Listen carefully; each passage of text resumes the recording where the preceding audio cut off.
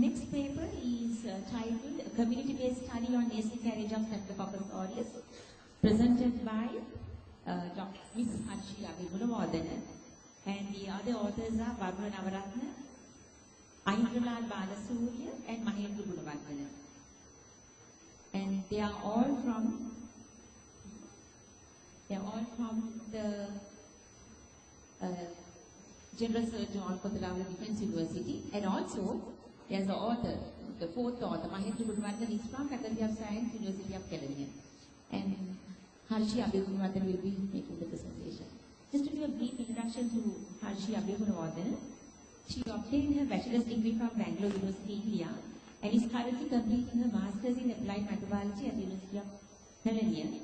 And at present, she is working as a technical officer of the Faculty of Medicine at the Kottayam Defence University.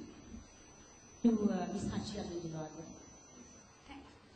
Thank you, Madam. Good morning. Chairperson, Madam, distinguished guests, ladies and gentlemen. My study is a community-based study on nasal carriage of Staphylococcus aureus. Staphylococcus aureus is a frequent cause of serious infections and also a common human commensal. It can be found on skin, especially nose, axilla, and groin.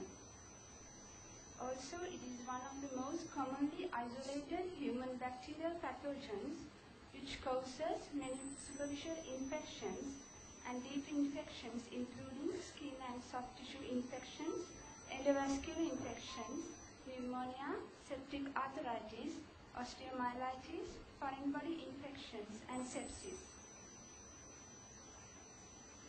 Emergence of multiple resistant antimicrobial agents had made treatment of staphylococcal infections difficult. Resistant to all beta-lactam antibiotics is indicated by methicillin resistance. Therefore, these bacteria are known as methicillin-resistant Staphylococcus aureus or MRSA. Currently, MRSA is a serious healthcare concern. There are two types of MRSA, healthcare-associated and community-associated. Healthcare-associated strains can be found in hospitalized patients and other health facilities. Community-associated strains can be found in the community.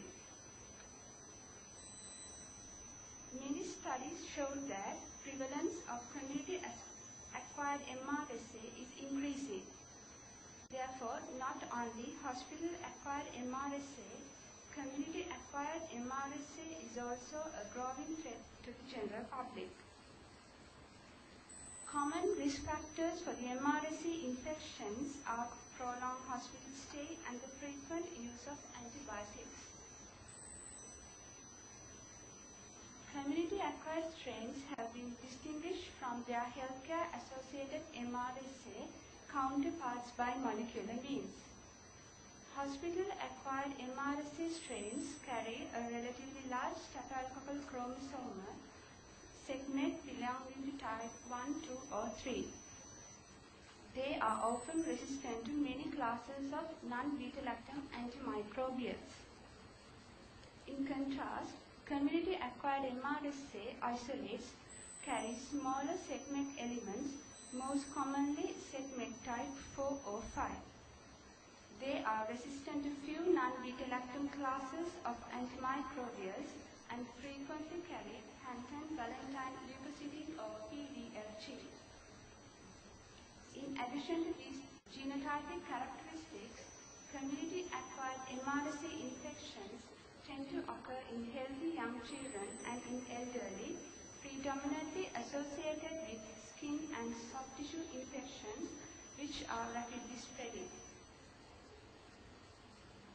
Our aims were to describe the prevalence of Staphylococcus aureus in selected communities, to assess prevalence of MRSA in selected communities, to study antibiotic susceptibility patterns of these isolates, and to identify associated risk factors for MRSA colonization. We studied 317 adults and children over 2 years from Ratmalana area. Materials and methods. Permission to conduct this study will obtain from Provincial Director Health Services, Western Province, Regional Director of Health Services, Colombo District, Medical Officer of Health, Dehiwala area. The ethical clearance for the study was obtained from Ethical Review Committee, Faculty of Medicine, KDU.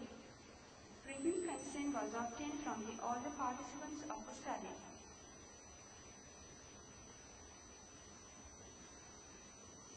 The participants who gave the consent to participate will explain how samples are collected from nostril. Then a questionnaire was filled by us before obtaining the sample. The questionnaire gathered information about socio-demographics and the known risk factors for the MRSA carriage, including age, gender, previous antibiotic use, previous hospital admissions, residence with a patient with chronic diseases, residence with a person who had been admitted to the hospital, and etc. After the completion of questionnaire, nasal samples were collected from both anterior nares by using sterile culture sops. Culture sops were plated on McConkey agar and incubated overnight at 35 centigrade. Colonies with distinctive morphology of Staph aureus were identified by routing laboratory methods, and antimicrobial susceptibility tests were done by following clinical and laboratory standard institute or CLSI guidelines. These are the routing laboratory methods which we perform in the laboratory. The colonies which were gram-positive cocci, catalase positive and coagulase positive, VNS positive were identified as Staphylococcus aureus. For methicillin-resistant Staphylococcus aureus, isolates were screened for sensitivity to cefoxitin. Zone diameters were measured and recorded after 24 hours of incubation at 35 centigrade. Isolates determined to be resistant to cefoxitin were selected as methicillin-resistant Staphylococcus aureus, and the isolates sensitivity to cefoxitin were selected as methicillin-sensitive Staphylococcus aureus or MSSA. Inducible clindamycin resistance was detected with a simple disc test, commonly referred to as D-test. For this test, an erythromycin disc was placed 15 to 26 mm edge to edge from a clindamycin disc in a standard disc diffusion test. Following incubation, a flattening of the zone in the area between the disc where both drugs were diffused indicated that the organism has inducible clindamycin resistance. Let's see the results. Out of 317 subjects, 63 were females and 37 were males.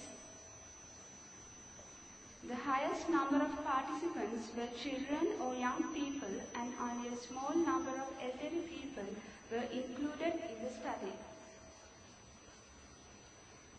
Great majority of participants have had some form of education. About 9% of participants had tertiary level education. This slide shows the income of study population. Majority of participants were earning less than 20,000 rupees per month in these communities. Out of 317 subjects, 88 were identified as colonized with Staph aureus. Out of 88 isolates, 18 were MRSA and 70 were MSSA. Staph aureus colonization was highest in the age group of 2 to 10 years. This slide shows the MRSA and MSSA isolate comparison with the number of households in the study communities.